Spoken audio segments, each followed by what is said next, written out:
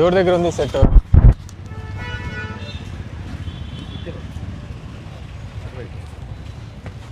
ఎక్కడంటే ఉండేది?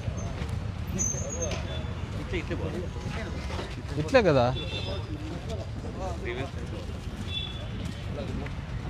బాగున్నాడు.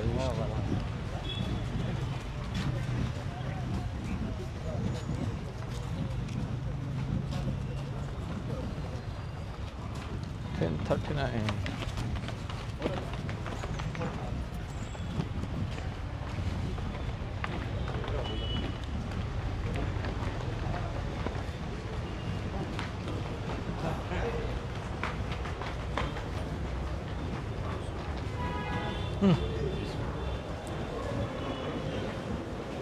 Bueno.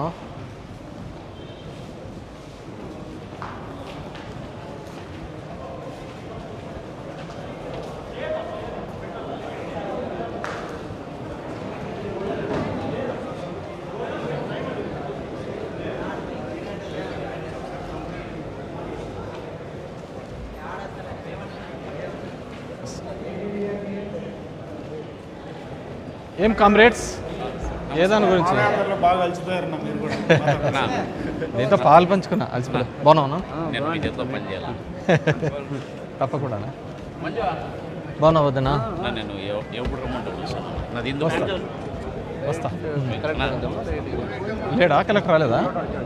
కలెక్టర్ దగ్గరికి వెళ్తా.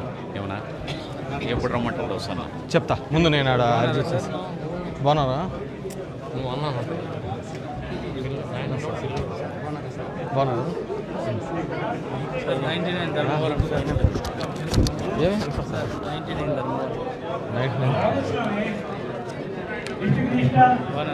బాగున్నా చెప్పినారు.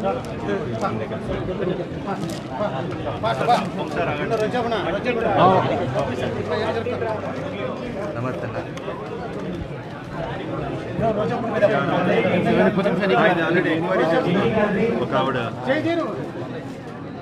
ముదుగుబ్బ మండలంలో సార్ ఎన్ఆర్ఐజిఎస్లో హార్టికల్చర్ కింద 1,38,00,000 ఇఫ్ గో త్రూ 1,38,16,16,125 రూపాయలు ఫ్రాడ్ చేసినారు. అక్కడున్న టోటల్ ఎక్స్టెంట్ వచ్చి 1677.5 ఎకర్స్ అయితే బోర్లు లేని చోట, గుట్టలున్న చోట మొత్తం అంతా కూడా ఇది చేసినారు. సమ్ ఎగ్జాంపుల్స్ ఐ హ్యావ్ దీంట్లో పెట్టడం జరిగింది. దీంట్లో అక్కడ టమాటా సాగు చేసినట్టు ఇచ్చారా? టమాటా సాగు చేసిన డబ్బులు కూడా తీసేసుకున్నారు, పెట్టారు, బిల్లులు కూడా తీసుకున్నారు. సో ఇప్పుడు చూడండి ఎగ్జాంపుల్, ఈ భూమిలో చూస్తే బోర్లు లేవు, ఏం లేవు.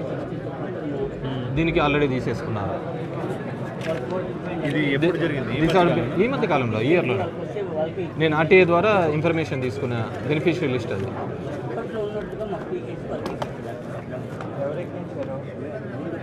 దీంట్లో టమోటోతో పాటు ఈ మామిడికి బ్యాగ్స్ పెట్టాలి కదా, దానిలలో కూడా అసలు లేకుండా ఏం లేకుండా. ఇప్పుడు ఇఫ్ లుక్ ఇంటూ ఇక్కడ భూములు లేవు చూడండి, బోర్లు లేవు, ఏం లేవు, గుట్టలేవు. ఈ మామిడి చెట్లలో కూడా పెట్టినారు. And I will explain. ఇప్పుడు ఇదే లేడీని షీఈ్ అపాయింటెడ్గా చేసుకున్న టెంపరీ కాంట్రాక్ట్ బేస్ని. ఈమె if look into the longitudes and latitudes ఒకటే భూమిని డిఫరెంట్ ప్లేసెస్ నుంచి పెట్టేసి 5-6 మందికి పెట్టింది, ఇంక్లూడింగ్ ఏఈఓ ఆల్సో.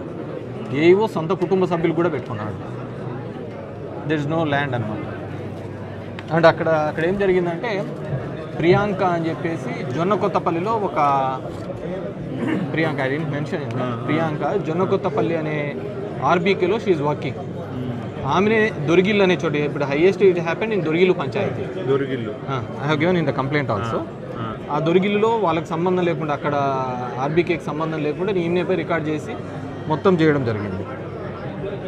సో దీనికంతా ఏవో మనోహర్ నాయక్ అనే అతను I mentioned in everything in the complaint letter. నేను వెళ్తాను, డీటెయిల్ ఎంక్వైరీ చేస్తాం please sir. And HO also, HO ఎవరు Annapurneshwari, she never visited that places. ఆమెనే వచ్చి మొత్తం ఇదంతా చేసే దాంట్లో చేసిన. This the list I got from the RTA and ground లెవెల్లోకి వెళ్ళి పంపించి నేను తీసుకున్న list. Please this my copy. ఉపయోగపడుతుంది. And the second set sir, మీరు నిన్న మొన్న ఈనాడు పేపర్లో కూడా చూసి ఉంటారు. 2024 to 25 ఉపాధి హామీ పనులలో దగ్గర 8 కోట్ల వరకు జరిగిందని సోషల్ ఆడిట్లో చేసినారు. సమ్ మైనర్ అమౌంట్ చూపించారు వాళ్ళు. ఆ సోషల్ ఆడిట్ జరిగిన తీరు కానీ ఇది కానీ no one inform. And more or less దీంట్లో ఏంటంటే 2014 to 19 there is FIR filed also. Is FIR. అప్పుడు కూడా సోషల్ ఆడిట్లో 3,68,00,000 ఫ్రాడ్ అని చెప్పి తేలింది. 3,68,00,000 అని తేలిన తర్వాత అవన్నీ విత్హెల్డ్ పెట్టారు డబ్బులు ఇవ్వకుండా. మళ్ళీ ఇప్పుడు వచ్చిన తర్వాత ఈ మధ్యనే వాళ్ళకి అమౌంట్ కూడా రిలీజ్ చేయడం జరిగింది. విత్హెల్డ్ దో ఎఫ్ఐఆర్ ఉంది. వీళ్ళందరూ జైలుకి పోయినారు. 19 మంది దగ్గర 8 మంది ఆఫీసర్స్ జైల్స్కి వెళ్ళారు. కొంతమంది దగ్గర అమౌంట్ రికవరీ చేశారు. దగ్గర 17 మంది ఫీల్డ్ అసిస్టెంట్లు కూడా జైలుకి పోయినారు. అయినా కూడా వాళ్ళ దగ్గర అమౌంట్ అంతా కూడా ఉన్నా కానీ మొత్తం విత్హెల్డ్లో ఉండే అమౌంట్ కూడా రిలీజ్ చేయడం జరిగింది. ఆ విత్హెల్డ్లో అమౌంట్ రిలీజ్ చేసిన కాపీస్ ఇవి.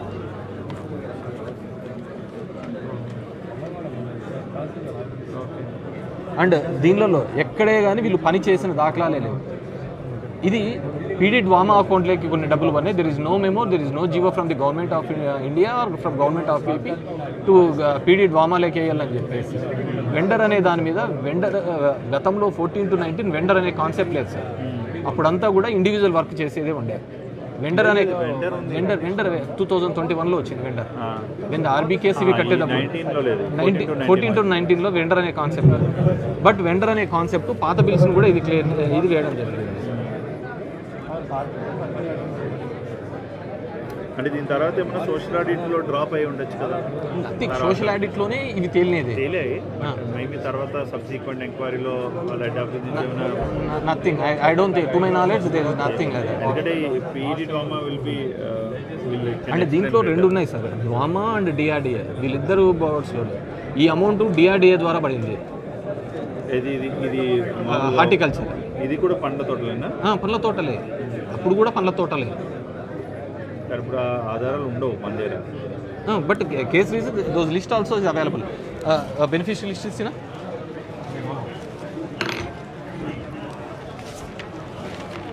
These are all the beneficiary list at that point of time. And PD Dwama and DRDA, the complaint registered by the PD DRDA.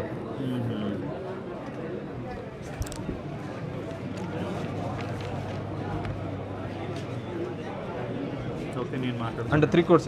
And one more thing, sir. In 2005, Paritala Ravi murder జరిగిన తర్వాత ముదుగుబ్బ మండలంలో మొత్తం revenue records అన్ని అంటించేసినారు. అంటే తహసీల్దార్ office మీదనే అంటించినారు. తర్వాత సబ్సిక్వెంట్గా మన previous గవర్నమెంట్లో ఫ్రీ హోల్డ్లో దాని కింద తీసివేయడం జరిగింది. స్టిల్ ఇప్పుడుకి మళ్ళీ దాన్ని ఫ్రీ హోల్డ్లో పెట్టడం జరిగింది. బికాజ్ అక్కడ రికార్డ్స్ లేకపోవడమో లేకుంటే ఇది దాన్ని స్టిల్ అక్కడున్న ఫార్మర్స్ కానీ వీళ్ళు చాలా ఇబ్బంది పడుతున్నారు సార్. బికాజ్ ట్రాన్సాక్షన్ జరగదు. జాబితాలో పెట్టినా కూడా ఫ్రీ హోల్డ్లో అంటే మనం రాకముందే జరిగింది. ఫ్రీ హోల్డ్లో తీసేసినారు సార్. ఫ్రీ హోల్డ్ వచ్చి బట్ ఇప్పుడు గవర్నమెంట్ డెసిషన్ తీసుకుంటున్నారు పాజిటివ్గానే రైతులకు అనుకూలంగా. I understand. అంటే దానికి రికార్డ్స్ లేవు, అది ఒకటి. అప్పుడు అంతా యూనిఫామ్గా ఉన్నప్పుడు నాగలక్ష్మి గారు కలెక్టర్గా ఉన్నప్పుడు స్పెసిఫిక్గా ఏదైనా విలేజ్ పేరు ఉందా? ఐ థింక్ ఎంఆర్ఓ ఆఫీసే అంటించినారు సార్. ఇప్పుడు అది ఏదన్నా సరే ఫ్రీ హోల్డ్ మనం తీసేస్తున్నాం. Freehold because Mudugupu revenue ఆఫీసే అంటించారు. అలా తగలట్టే మొత్తం రికార్డే లేదు. తర్వాత వాళ్ళది యూనిఫామ్ ఏదో ఒక రికార్డు తీసుకొని ఫ్రీ హోల్డ్ నుంచి తీసేయడం జరిగింది.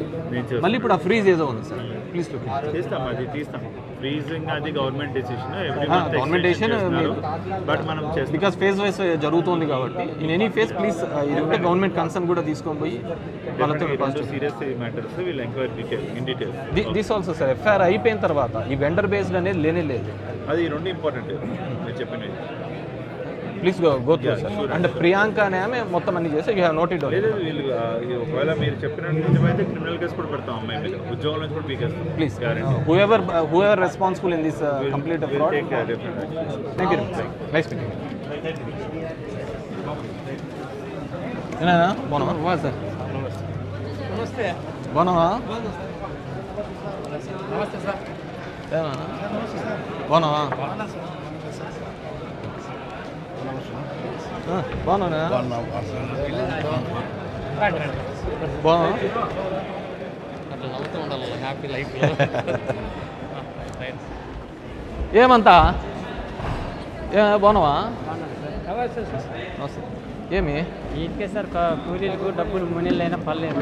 3 నెలలు అవుతుంది 3 నెలలు అయితే కూలీలకు డబ్బులు వాళ్ళ సార్ దానిలోకే జిల్లా వ్యాప్తంగా గ్రామీణ ఉపాధి కూలీ ఏమాత్రం మెత్తినట్టుగానే జరుగుతుంది. ఈ ఎన్ఐఎంఎస్ఎస్ కెమెరా ప్రోగ్రెస్ కెమెరా పెట్టారు. 6:30కు కూలీలు ఏడుంటారు చెప్పు. 6:30కు 10కి మళ్ళీ 6:30 నుంచి 11 లోపల వాడు కెమెరాలు పడకపోయినా ఫోటోలు పడకపోయినా కూడా వాళ్ళకు 11 వాళ్ళకి ఎండకు వడదెబ్బకు వీళ్ళు కూలోళ్ళకి డబ్బులు ఇయ్యారు, పెద్ద పెద్ద వాళ్ళకి అయితే రాసి ఇచ్చేస్తారు. సార్ కూలీలు పెద్ద చెక్కలు అయితే వేస్తే కానీ గ్రామాల్లో కూలీలు చాలా ఇబ్బంది పెడతారు సార్. డబ్బులు 300 వసూలు చేస్తున్నారు. కనీసం పని పోవాలంటే ఫస్ట్ మాస్టర్లో రాయాలంటే 300 డబ్బులు ఇస్తే ముందు ఇవ్వాలి. చాలా ఒత్తిడి సార్. అన్ని గ్రామాలకు తిరుగుతున్నాము. ఓకేనా? అదొకటి ఇప్పుడు నేను ఉపాధిలో జరిగిన ఫ్రాడే ఇవ్వడానికి వచ్చినాయి. ఓకే ఎక్కడన్నా తెలిసిన ముదుగు బొమ్మలో బాగున్నావా? దీన్ని ఏం తీసుకొచ్చిన పొద్దునే ఊరికే చాలా ఇష్టం సార్. నెక్స్ట్ బాగున్నా బాగా బాగున్నారా? ఏమి గంటి కట్టి చెప్పుకున్నాం. హ్యాండిక్యాప్డా?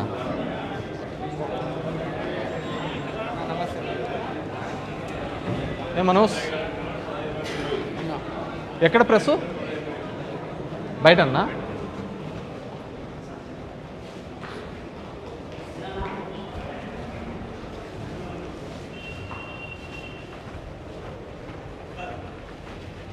రాజేష్ ఎక్కడ ప్రెస్ వాళ్ళు అక్కడ వెళ్ళా ఇక్కడ వెళ్ళా